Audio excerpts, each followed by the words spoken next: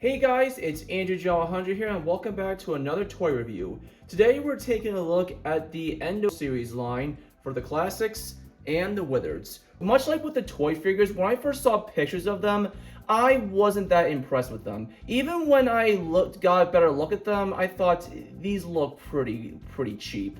But when I first saw them in stores, I thought, you know what, that they don't look too bad. Maybe I'll get them a go. And once I did, I started to really like them. So we're gonna go over them one by one and go over their wither variants too. But first we have to start with the bare bones. So I'm just gonna move these to the side.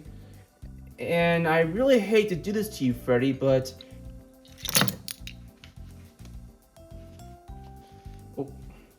just move this out of the way.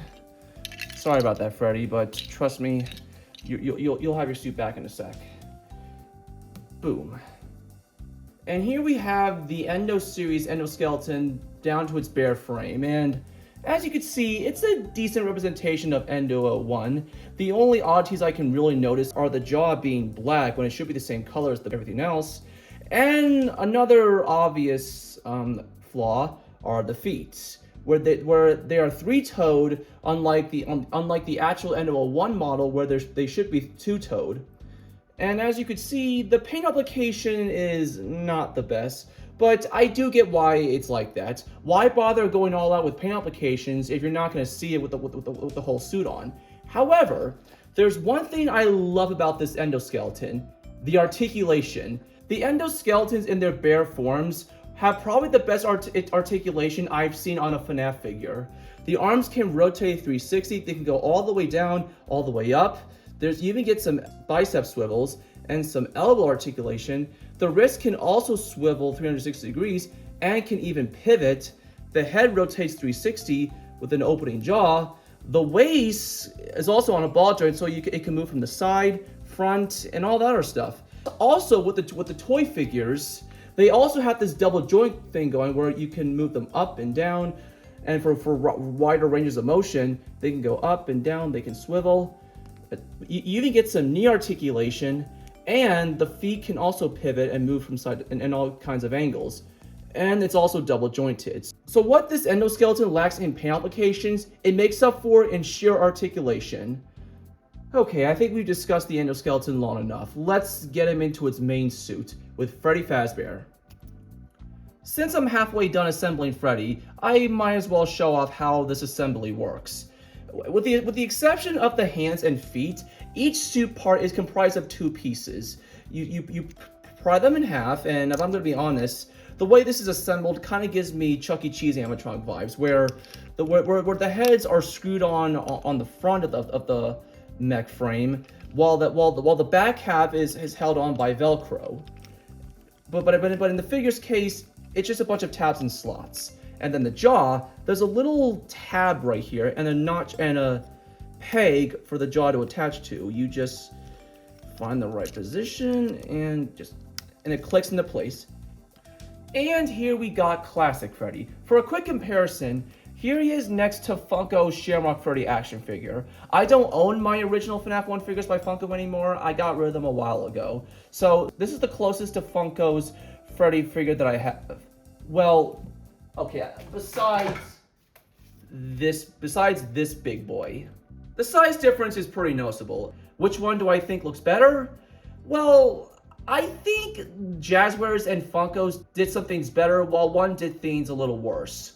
Funko's FNaF 1 figures bear more resemblance to the older Gmod or Source Filmmaker models back in the day, while Jazwares Freddy bears more resemblance to the in-game character models. No pun intended, by the way. However, if there was one thing I think Funko did better than Jazwares, it was the paint applications and the texture. The biggest problem I have with the Jazwares figures, the FNaF 1 characters in particular, is the paint applications. The texture and colors are just not good. They're way too smooth, and they also appear too bright. The main color doesn't look too bad, but Freddy's secondary color looks too orangey. And I also think the eyes are a bit strange. There's no space between the eye holes and the eyes, and his pupils are really big, like he's on some kind of sugar rush. I also think Freddy's jaw looks a little too thin. like it could be a little thicker, or it could be a little bit thicker. It might, Jazwares was probably worried about the jaw and torso binding into each other, but there's enough, that looks like enough clearance to me. However, the sculpting still looks really good. If this was given some dirt wash, then I think the figure would look a lot better. As for the articulation, well, remember that amazing articulation that the endoskeleton on its own has? That's very limited once the suit is on. He still has his joints, but the articulation is quite limited. The arms still rotate 360. They can go up and down, and the elbow articulation is pretty bad, I will say. But he at least has his wrist articulation. They can still pivot. However, one thing the Endo Series figures can do that the World of figures can't is the ability to rotate their heads and waist. Freddy's head can rotate 360 degrees, and the jaw can open up and down manually. But it makes me wonder, why didn't they just do that with the World of figures to begin with? I don't think anyone is particularly a fan of the jump scare feature. And the waist does rotate 360, as you can see. There's still that double jointed action, but it's not that useful. He can still pivot his knees back and forth, but other than that, you can't really get any major poses with him.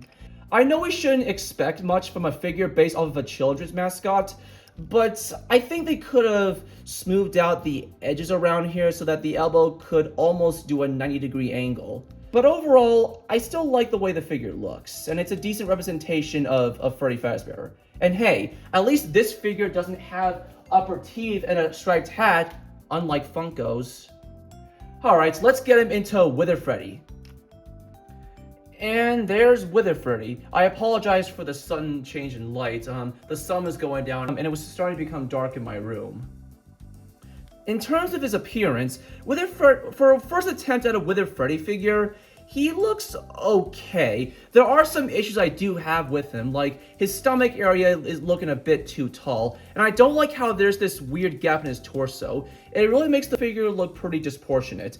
And I do believe the colors are looking a bit too bright. The main brown isn't too bad, but the secondary color is looking a little too orangey. But I'll give them this for at least adding some dirt texture into the withers. If only Classic Freddy had that. Now, as for articulation, it's basically about the same. Now, I guess one thing I forgot to mention is how I feel about the shoulder pads being onto the upper arms. I didn't really like it at first, but over time I got used to it, and it does offer a wider range of articulation, just not much. So for a first attempt at a Wither Freddy figure, this isn't too bad. Up next, we have my favorite FNaF 1 character, Bonnie. And Bonnie is looking pretty good. I'm glad that he doesn't have upper teeth. I do have some nitpicks with him, like, again, the smooth, flat texture. And his secondary color is looking a bit too bright. In the games, it should be a darker gray. His main color is okay. And I also think the way they did his jaw is really strange. It makes it look like his teeth are on the outside of the lip when they should be more inward. And I do believe his jaw could be a little thicker. But hey, I do like how there's some space between the eye holes and the eyes, and his eyelids are at least visible. And one thing I wish that they did is I wish that they made his ears droop down a bit. It just looks really strange how they're straight up like that. Heck, even Toy Bonnie's figure has that. I'm not sure why they did that. Maybe my theory is that when designing the characters, they used the Help Wanted models for reference in their T-posing, and that's why Bonnie has his Help Wanted color scheme, and even Foxy. That would actually make sense if that was the case. And before anyone asks, no, Bonnie does not come with his guitar. Freddy doesn't come with his mic either. Not even Chica comes with her cupcake. Not even the World of figures come with their accessories except for Freddy, who does have his microphone. So as for the articulation, it's the same as Wither Freddy, basically. So I've said enough about Bonnie. Let's wither him up. And there we go. Wither Bonnie in all his disfigured glory. Let me just take his arm away from him. Sorry, you'll get it back soon. And I'm sorry I have to take your face with a shot. Now, as before, the sculpting is looking pretty good, and I do like that there's some scuffing on the withering here and there. But I don't like how bright the secondary color is. This is way too white. Because in the games, Wither Bonnie's stomach and the coloring of his ears was a more of a darker gray color. This is just too light. And even his bow tie looks a little off. It looks more like the FNaF 1 bow tie than the withered bow tie.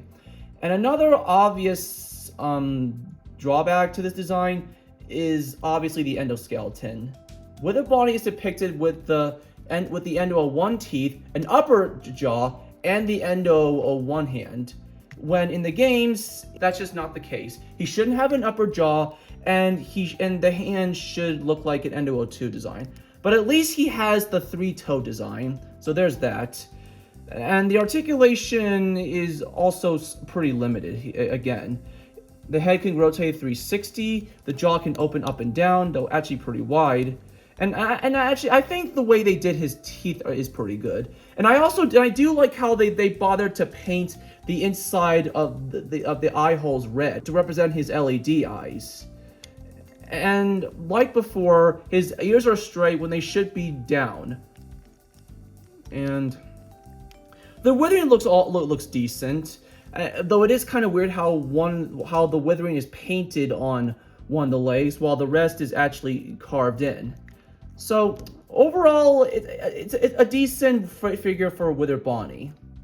Up next, we have Chica. Out of the classics of this line, Chica might be my favorite aesthetic-wise. She just looks the most accurate to her in-game appearance, and this is probably, in my opinion, the most accurate figure of Chica we've gotten so far. Well, let's take a closer look on her. I think Chica does the eye socket design the best. There's some actual space in there, so you can actually see the endoskeleton. And the wording on the bib is well done, and even the confetti is there. But I do wish that the confetti was around the whole bib, like how it is in the games. And it's interesting how Chica's upper arms are uniquely designed, while Freddy and Bonnie share the same one. There's also this groove for her jaw to open and close, so that's nice. But like with every other figure, I do have my complaints with her. One nitpick I forgot to mention, and this is on Bonnie too, and Foxy's, is that the eyelids are this grayish color when they should be black. And I do wish the irises were a little smaller so that the eyelids can come down more and look more on point to how they are in the games. Because when you look at this figure at afar, the eyelids are barely noticeable. And as for her articulation, it's pretty much the same as Freddy and Bonnie. But Chica does have an issue with her articulation, and that being her arms. As you can see, her arms don't go down any further than this. It's kind of like with the Buzz Lightyear figures, where the arms are pretty limited to how far they can go down. With all that said, though, I do like this figure for Chica, and probably my favorite of the Endo series thus far. But now let's get her withered. And there we go. Now, Withered Chica is looking decent, like before. And I do notice how she's a lot more dirty than the other Withereds. And I know people are going to complain about the jaw. The jaw is not accurate. It sits way too low, and there are no wires to speak of. But if I'm going to be honest, I don't see how they could have gone about that. Because on Scott's original Withered Chica model, the eyes are literally floating upwards. So, and I don't know how Jazwares could have worked their way around that. The best you can do to replicate the broken jaw is to leave her mouth open, which is not as wide, but it's better than nothing, I guess. But in the very least, it is accurate to how it is in the FNaF 2 movie. And as for articulation, unlike Chica's, her arms can go down quite a bit. And even her wires have hinges on them. So I guess you can make it look like she's given a whatever type pose. And the withering is looking pretty good. I don't see much to complain about there. Also, unlike the other figures, Withered Chica can move her elbows to almost 90 degrees. It's kind of weird how the other figures can't do that though. For our first attempt at a Withered Chica figure, this one is decent, but I feel like it could be better. Last but not least, we have everyone's favorite, Foxy. Now, Foxy in Endo Series form looks pretty good, though there are some issues I do have with them, the obvious being the withering. As you could see, like with Funko's Foxy, the withering is not actually carved in, it's instead painted on, and I'm not really a fan of the color they used here. Black would have worked better, but brown, I don't know about that. And it's even on the back too. But I do appreciate molding an endoskeleton on here. Maybe they could have. I think if they made the withering black, then I think it would look better. Now, there's actually a reason why the withering isn't actually carved in. Due to UK child safety laws, the carved withering could have posed a hazard, and so Jazwares had to mold in the withering and paint it from there. It does suck, but sculpted in withering is better than no withering, I would say. The sculpted on withering is also on his pants, but I would have preferred if Jazwares painted on the endo, the sculpted in endo, instead of just leaving it brown like that. It looks weird. And another obvious oddity are his feet. Foxy is depicted with 3 toes here. We're on the actual game model. That shouldn't be the case. Saying all this though, I do think he has pretty good articulation. The arms can rotate 360, and unlike the other figures, his arms can go down to where I would think they would realistically stop at. His elbows though, yeah, his elbows are also quite limited. You can still pivot the wrist though, so I guess that's nice. And he can also pivot at the hook, which I guess is also cool. So unfortunately, you can't replicate his merch render. So that's the best you can do. But there is one pose you can get him in.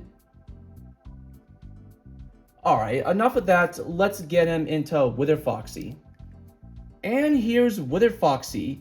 He looks okay, but I do have some issues with him.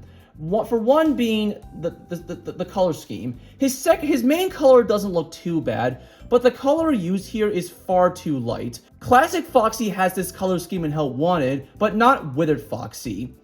And like with Classic Foxy, his withering is sculpted on instead of actually carved in. Again, it's not Jazwares' fault, but with Withered Foxy, it just looks awful, especially with the color used here.